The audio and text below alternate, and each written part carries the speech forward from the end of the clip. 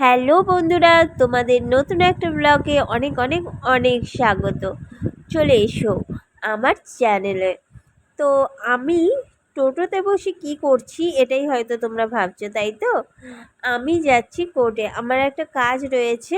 তো দিদির ছেলে, তারই কাজ, মানে সেটাই মেটাতে আমরা সবাই যাচ্ছি।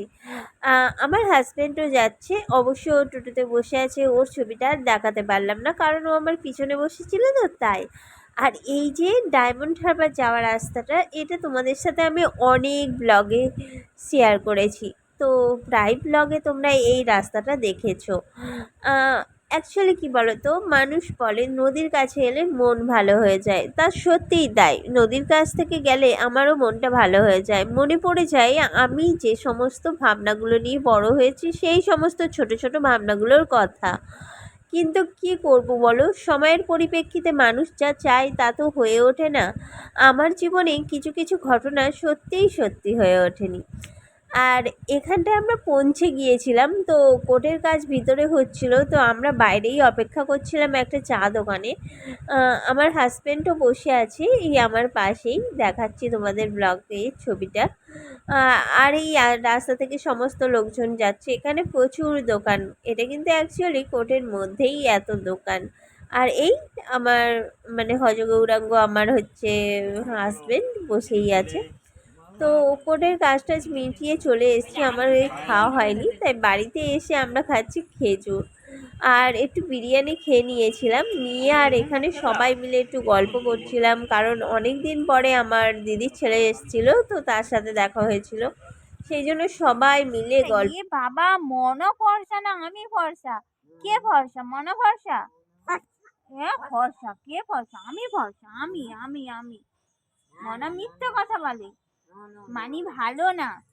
ও বাবা, ও বাবা, ও বাবা, ঝগড়া হলো নাকি তোমার সাথে আমার? তুমি এরকম করছো কেন? দিদান কি করছে রে? দিদান কি করছে? এ বাবা, দিদান ওইভাবে বসে আছে, হাওয়া খাচ্ছে দিদান। আমার মানু ভালো, কেউ বলবে না আমার মানু খারাপ, আমার মানু ভালো, মানু খুব ভালো, মানু খুব ভালো। কে হে তো এখনই তাই বল, চুমু ছুঁড়ে দাও, ছুঁড়ে দাও একটা চুমু। আমার ভিডিওতে একটা চুমু ছুঁড়ে দাও। এরকম এরকম দেখো।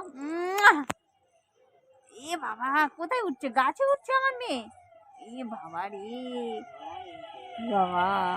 আমি রান্না করেছি আজকে ঠোঁড়ের চচ্চড়ি করেছি, মানে ঠোঁড়ের চচ্চড়ি বলা ভুল, ঠোঁড় ভাজা আর হচ্ছে রুই মাছের তরকারি।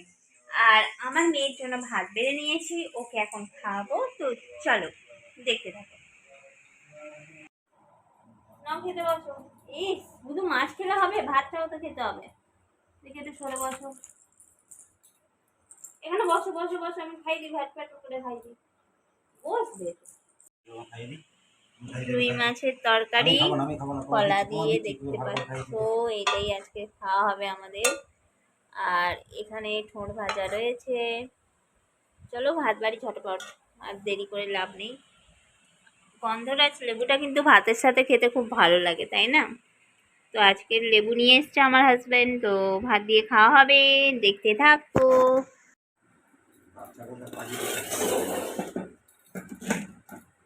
কেন তোমার এরকম মনে হচ্ছে? কেন বাচ্চা পোকা পোষা পাখি পোষা সমান? বাচ্চাদের যে মাংসটা পাখি ধরে পোষা মাংস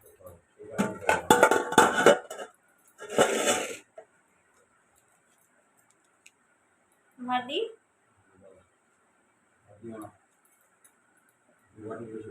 আর দিও না, জোর করে চাপাচ্ছে। গরমের সময় মানুষ ঠিকতে পারছে না, গড়ে ফেলবে যে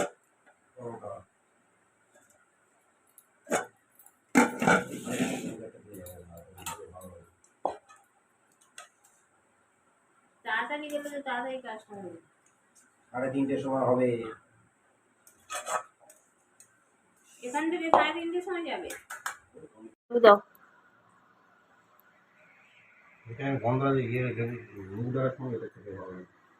মুগ ডালের সাথে খেতে ভালো লাগে, কিন্তু এমনি কি খায় না লোক? মানু অত লেবু খায় না। তুমি একটু দই খেলে না মা, অ্যাসিড হয়ে যাবে অত লেবু।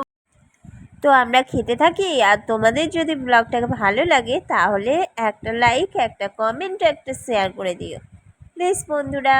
টাটা, বাই বাই, সবাই ভালো থেকো।